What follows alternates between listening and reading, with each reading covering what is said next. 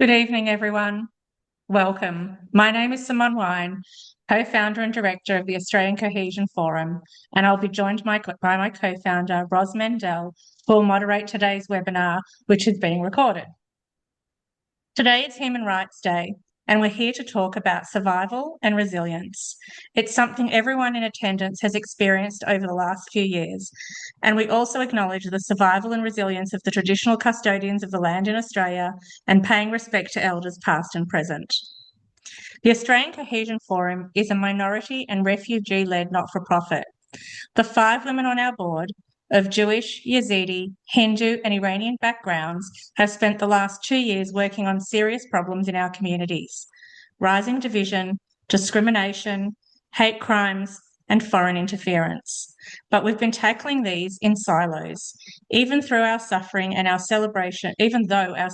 celebrations mirror each other perfectly.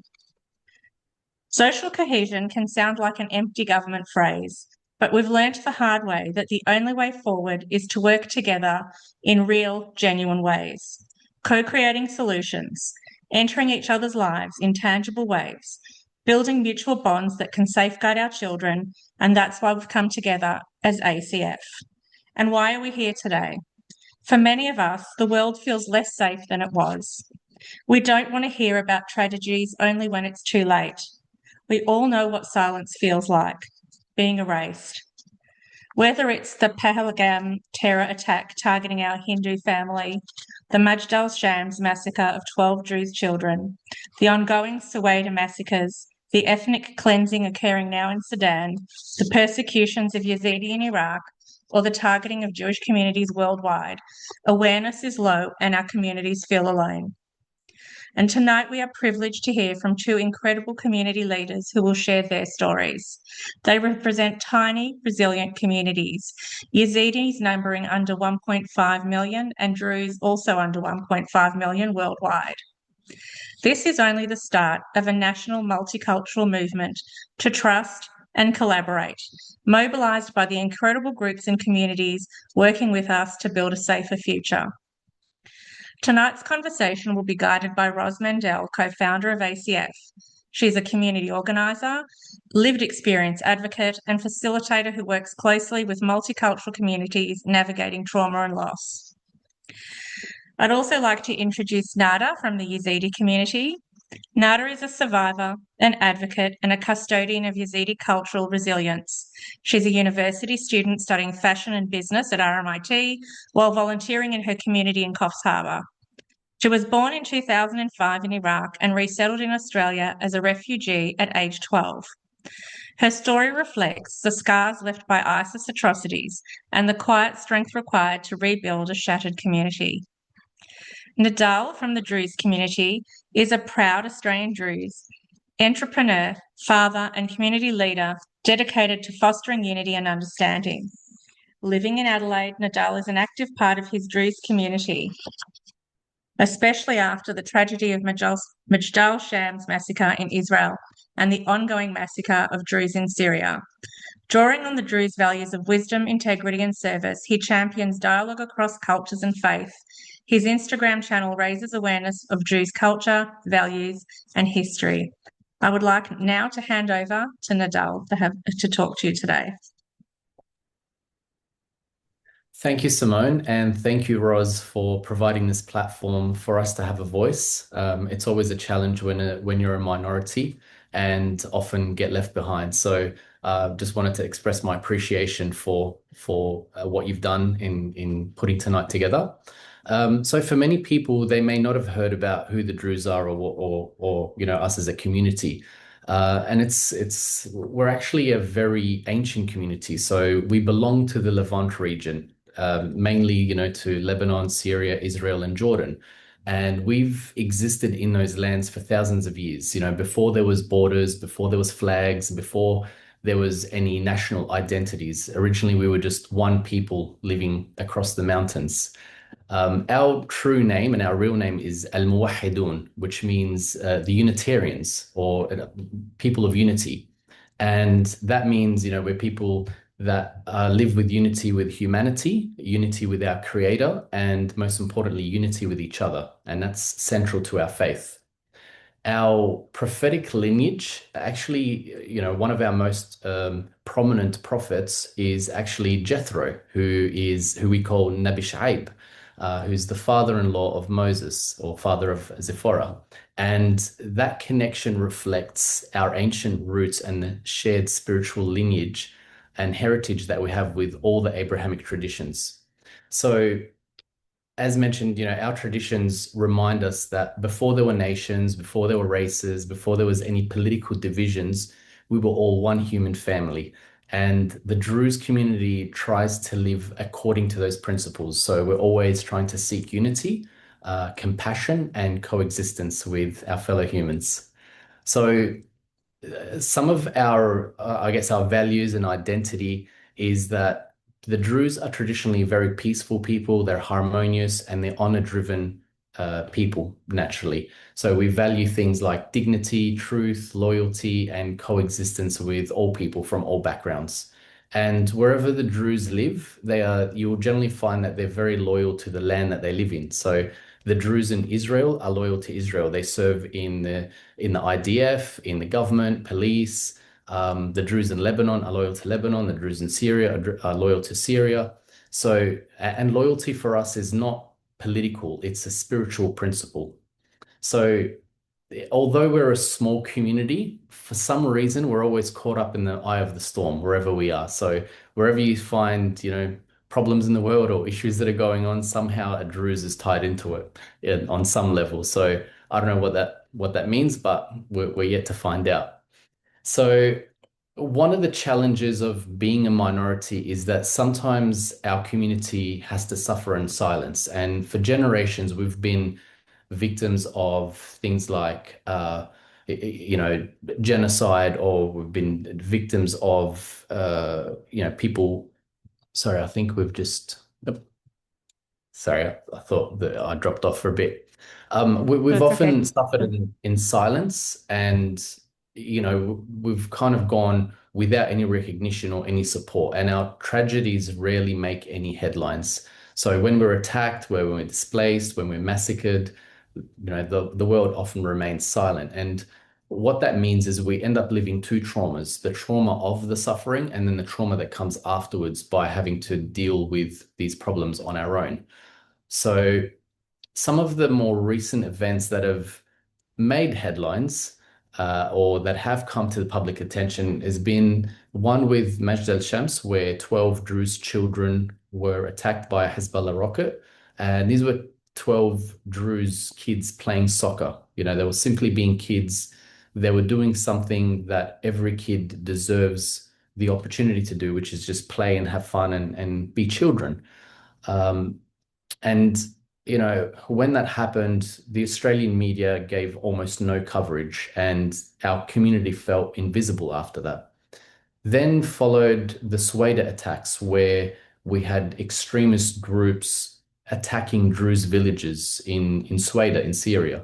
So there was reportedly over 100,000 ISIS fighters going in attacking civilians. So they didn't go after fighters, they went after women, children, babies, elderly men and women, and they were humiliating them. They were, kids and women were raped in front of their families.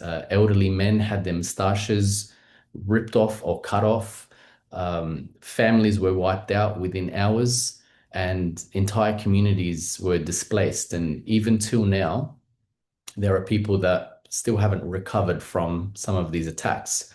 And almost got no global attention. The only time the world heard about it was when Israel attacked, the fighters that were attacking the Druze, and that was because of the Druze community in Israel. So it was a powerful moment for our community to see that the Druze in Israel and the soldiers and the civilians started helping out by sending aid, and by there was even videos and images of Druze people climbing over the fences and under the fences and through them and marching across the borders to go and help their Druze brethren in another country. And for us, it was the first time that we ever felt like there was any kind of support because traditionally or historically, we've always had to deal with our problems on our own. But this was the first time this ever caught any kind of global attention. So for us, support is not always political. It's a human issue. And for the Druze, it means, whether being seen or being acknowledged or having our voices heard or just being included in a human story. So having our pain being recognized because as I mentioned, when you live through a trauma, um, when it goes unnoticed or the world's silence, you end up having to relive that trauma all over again. And sometimes, having that human compassion helps ease the pain on certain communities. So again, for that reason, that's why I show my appreciation for having this platform and for this group for simply raising awareness that has had a profound impact on our community. It reassures us that our tragedies are not invisible, and it helps us feel a sense of belonging as well to people who share the same pain as we do.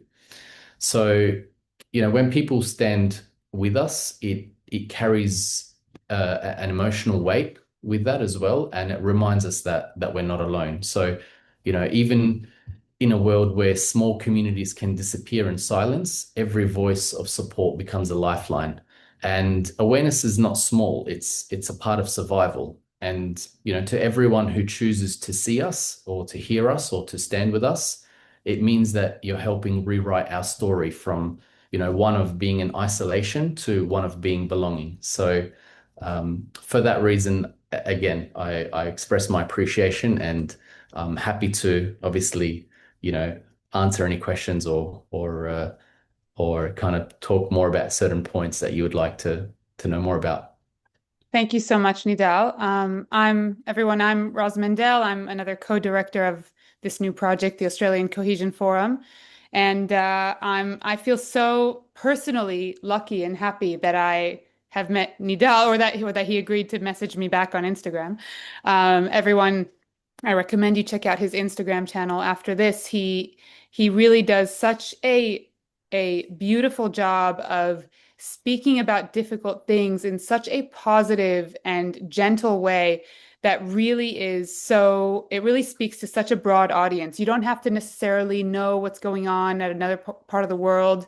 He's just sort of brings themes of his culture, his peoplehood, and general sort of hope for the world. So I really recommend it. And Nidal, one of the questions that we were sent in before this session, which I think really works great right now, is, your community is obviously so small. You have managed to stay together and cohesive for so many years. I mean, it's quite an ancient culture. What would you say? I mean, obviously, it's been a lot of that is because you have kept private and you have kept under the radar. So, what would you say was your trick for keeping your community cohesive for all these generations? But then also now, how are things maybe changing or what needs to be done next to continue to survive? Great question. One of our principles, or one of our, I guess, our um, rules, so to speak, is that we kind of have to maintain and sort of live like and treat each other like brothers and sisters. So we believe in reincarnation in our faith. So we have this underlying belief that we are brothers and sisters with other Druze, as well as the I guess the greater population, but particularly with Druze people, that if I die in this lifetime, I could be born in another Druze household in the following lifetime. And part of that belief sort of creates that family feel. And similar to other cultures, particularly like the Jewish community, where they look after each other and they protect each other and uh, they're not necessarily trying to recruit or trying to grow their community. They're more about preserving rather than trying to, grow a following, so to speak.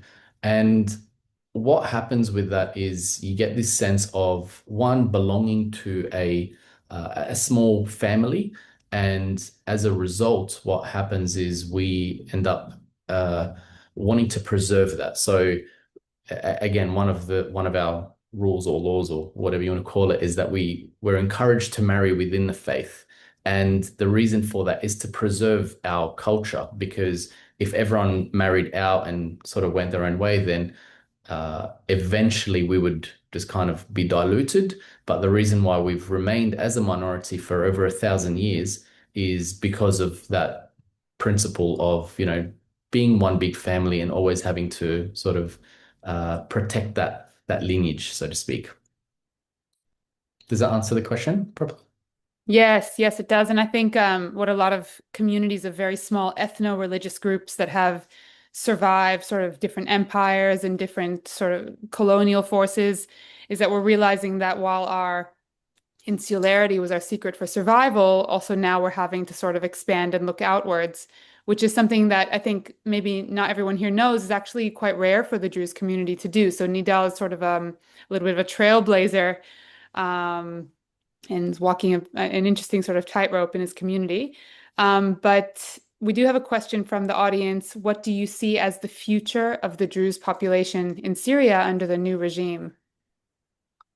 Look, I mean, what we have seen has been a bit of a concern so far. Obviously, what happens in other countries, I can't comment on the political nature of what's going on, but the Druze have always been resilient people, and the Druze have always kept to their own and maintained themselves and always, been resilient. So this is not the first time that we have either been massacred or attacked or been under fire. So eventually we always stand back up on our feet and we continue on, and we don't seek revenge. We always try and just get on with it and try and make the best out of our situation. From a political point of view, I don't know. It's anyone's guess. I mean, what's happening in the region across all of our countries is anyone's guess, really. But in terms of us as a people and how we would look at this, is we would just want to create harmony, peace, and unity amongst all the people that we live amongst, regardless of what background they're from and where they're from or what their beliefs are. We just want to be able to live peacefully, raise our families, contribute positively to the land that we live in, keep to ourselves, and obviously, leave the world a better place than how we found it. Thank you so much. I think that we will move on to Nada's story. Now, I know it feels like I want to hear 2 hours of everything you have to say. But let's go to hear from Nada, which it seems like a big jump. We're jumping to another part of the world. We're jumping to Iraq, and we're jumping to a whole other ethno-religious ancient group called the Yazidis or the Ezidis. And I think at first it will feel like a change, but I think quickly we will see the similarities and the bonds and the connections there. And then after Nada speaks, we will move into a few questions from me and then a Q&A from all of you, where we will try to give as many of you opportunities to ask questions of Nidal and Nada, or both of them together. So Nada is this amazing person that we're so lucky to have found recently. She's so young, studying at RMIT in Melbourne. She's probably, are you the only Yazidi in Melbourne at the moment? You probably are. Oh wait, hang on, I'll unmute you. Yeah. As far as I am aware, yes. Yes, only Yazidi in Melbourne. And their communities, because they were resettled in Australia in sort of very specific timeframes, there's a specific community in Toowoomba in Queensland, there's a specific community in Coffs Harbour, and there's a couple others. Nada will go into it, but they're only arrived here very recently. So it was only about 2015 or 2016 when their community started to arrive here. So I will hand over to Nada to tell us her story, and I will show a few pictures as well. Thank you so much for having me, Ross. I think Yazidis have such a rich history especially when I start with the fact that we've gone through 74 genocides and 73 of them have gone unheard of by the rest of the world. So I have a lot of gratitude to have this opportunity to tell you about the Yazidis, to the struggle they have faced, and to the resilience they have shown over the course of histories. Yazidis are centered around geographically a temple called Lalish in northern Iraq, and they are also originally in Syria and Turkey and parts of Iran. But after having to flee so many different times, we are now almost all over the world with big populations in Armenia and Georgia, including Germany, Australia, of course, and Canada and the US. The world population is around 1.5 million, and I think that's a very difficult number to narrow down on accuracy because of the amount of death and amount of refugee camps that Yazidi are in that are unaccounted for. The last genocide and the 2014 that occurred on the 3rd of August, I was 9 years old when that happened. I come from a very small village called Shahabi, and things were deteriorating like months before the actual attack happened, like lack of water, lack of electricity. I think for a very long time, Yazidis haven't found peace in that part of the world because they tend to be always under attack by other majorities or by radicals. But we have always kept to our simple life of farming, of finding the sense of cohesion. The city of Shingal, where majority of Yazidis lived before the 2014 genocides and the attack by ISIS, included many different religions, including Christianity, including Jews, including a big majority of Muslims who lived with us, door-to-door neighbors, classmates. We lived with them like we did not recognize any differences in between us other than the fact that we were all humans and we all just wanted to live a peaceful life. I think the major factors that shaped my childhood and many Yazidis' childhood in that timeline was the Kurdish forces pulling out, because there was always this sense of promise that we will keep you safe, we will protect you if anything happens. That was constantly brought up over and over again over the months. And then as a 7-year-old waking up at 7 a.m. and realizing, oh, everything that you have known for the past 9 years of your life is getting packed up into the back of a small ute. You're going in the direction that you have no idea where you're going. You have no idea when you are coming back. And you have no idea what is causing all of this at such a young age. I think for a very long time, in the perspective of a young child, me and my friends from primary school in the village, we always thought, oh, in a sense that ISIS was this threat, but we didn't perceive it as a major threat in a sense. I think even though our ancestors had gone through 73 genocides before us, they had created the sense of peace and calm for the generations to come, that we never really knew that sense of hardship of having to move away. Even though the life in the village was simple and to many would be considered tragic, in our perspective, it was peaceful and we were very content with it. We headed up the mountain early in the morning with my father staying back in the village because there was nobody coming to fight back with ISIS. There was a sense of bring anything you can fight with and protect whoever you can. My brother drove us up the mountain with our whole family, and you may see the photos at the bottom and you see, gosh, that's so crowded. Imagine 9-year-old Nara in the exact same situation, hanging onto the side of a 4x4 and having no idea where this car is going, whether I'm ever seeing the village that I grew up in. in a sense that it was this little bubble that I had spent my whole life in, was all the world that I knew. And all of a sudden, we were going away in a direction that, in a sense, had no light. Especially going outside that car, being on the outside, seeing the sides of the road, seeing the houses, seeing people trying to flee, seeing things being left behind, from cars to children to belongings.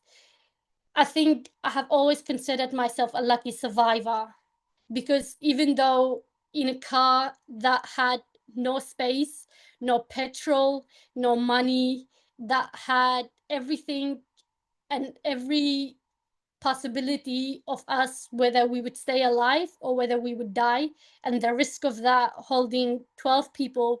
And as we picked up elderly people, as we went up the mountain trying to help as many people as we could, you have to keep in mind that there was thousands and thousands of Yazidis in distant village that had no contact with anybody. The way they found out that ISIS was attacking them was by hearing gunshots, by hearing bombs, by hearing ISIS coming into their door and pulling them outside. The number of Yazidis that were left in the mountain, that didn't even make it to the mountain, that died out of thirst, that died out of starvation, because those forces pulled out, because there was nobody to assist, because those borders were closed and there was nobody there to meet us on the other side. Me and my family, we stayed in the mountains for approximately 2 weeks, and all we were surviving on was whatever my mom packed at the back of that car and whatever helicopters would drop off. And this wasn't flat land. This wasn't a walk in the park in a sense. This was rocky mountains, not made to live in, not made for survival.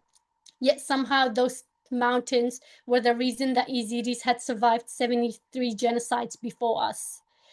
And I think, in the perspective that so many young people my age, so many girls especially, I think face the most tragic aspect of this genocide, in the perspective of being used as sex slave, being used as almost in a sense as peasants, being sold and bought. And till this day, there is still around 2,700, probably more, young women and children in ISIS captivity that are still waiting to be rescued, are still waiting for hope, are facing this tragedy every single day in the hopes that maybe one day they would be freed. I have a friend that was in captivity for around 3 years, and she talks about it. And even though I am part of the community, I am a member of this experience, when she tells me how much torturing she went through, when she tells me how she was abused every day, it breaks my heart, as if I am a stranger and I've never heard that story. And I think, in the perspective that the world thinks, oh, now it's peaceful, now it's calm, there's no more guns being shot, yet there's all these people still experiencing tragedy, not only by still being in captivity. You also have these almost 100,000 Yazidis that are still in refugee camps, that are not being provided support, that are not being provided any help to rebuild the houses that were shattered, to take them back to their community where they belong, to provide them with any mental health support. You have survivors that come out of ISIS captivity after 10, 11 years, that were taken as baby and come back as adult, and are kind of, in a sense, put back into their families and expected to go on with this life in a sense that everything is normal. But I think, with 74 genocides having been marked, we need to acknowledge the Yazidi pain over the generations. Our great grandparents and past generations have done a great, amazing job at holding their ground and staying graceful, and continually providing support for the younger generations to flourish there and encourage them to stay in their land and when they belong. But I think, when you have this constant sense of threat on your back of, oh, when's the next time I'm getting attacked? When's the next time that I'm going to have to pack everything that I know?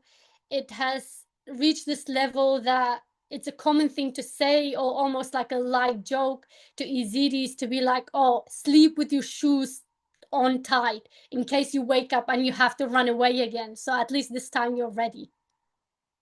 And there's many more things like that. I think in a sense that in a coping mechanism, we act with grace, we act with like, oh, it's fine, we've done this 74 times. But I think there's this large wound that first we need to acknowledge. And I think just by being here and allowing me the time to tell you my story, allowing me the time to give you the opportunity to learn, you have my utmost gratitude. But I think for anybody who has the ability to help, who is willing to help, then me, and I think many Yazidis would say the same thing, that we will be in your debt for the rest of our lives. After being in the mountain for around 2 weeks, the border to Syria opened, which many Yazidis went through there and came back further up north. There we spent around 3 years.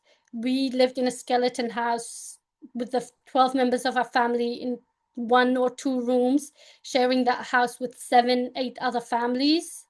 And after living there for around 3 years with minimum support, minimum help, we finally, in a sense, saw the light of day and got the opportunity to come to Australia.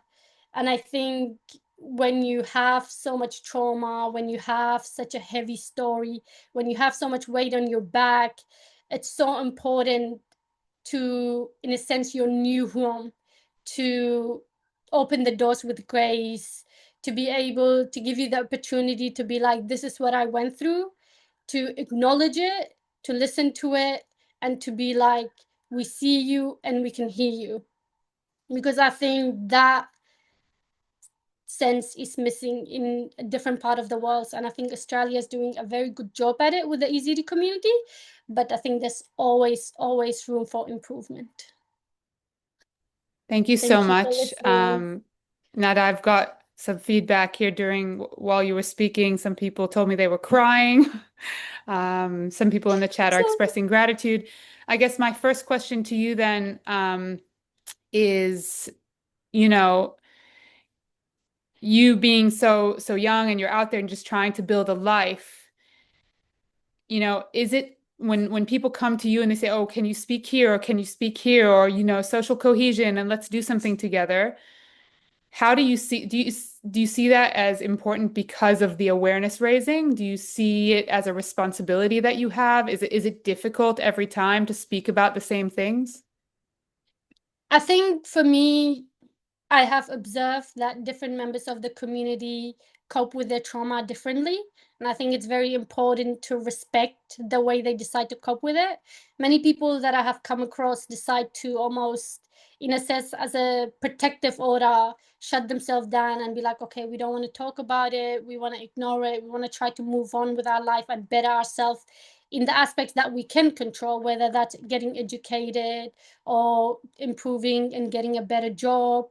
I think, in my perspective, I will never say no to an opportunity to talk about a community that has faced so much horror. I think it's both a privilege and a heartache, in a sense, to have to talk about it. But when I put myself in somebody else's shoes that has gone through so much more than me, I'm like, I have survived this. So many others my age, so many younger, older haven't. In a sense, it's a responsibility, but also a privilege to have the ability to talk about it. Yeah. I can really understand that. Okay, well, we're going to go into a Q&A because I really would love to let people ask some questions. But I guess one last quick one before we do is, as many here know, a young Yazidi girl was found in Gaza, found by the IDF earlier during the war. Is this something that you guys heard about here? Did that affect your community at all? I think it did, in a sense, but in our perspective, being a minority in that region and getting consistently over the course of history being attacked by radical Islamist, we always recognized that other minorities who are being attacked should, in a sense, stand their ground. And we had a lot of hope, and we had a lot of, in a sense, raise of courage that somebody was, standing their ground. Somebody was saying, no, our history is not getting erased. We are not being forcibly converted. And I think, in comparison, Yazidis are such a small minority, and I always hope that one day we have the opportunity to stand our grounds.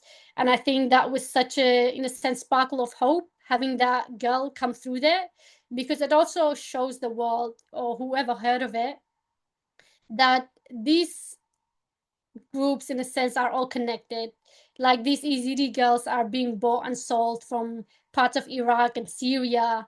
And in a sense, look how far they have sold her from one person to another. And then who knows where the rest of the girls are that are still in captivity nowadays. Yeah.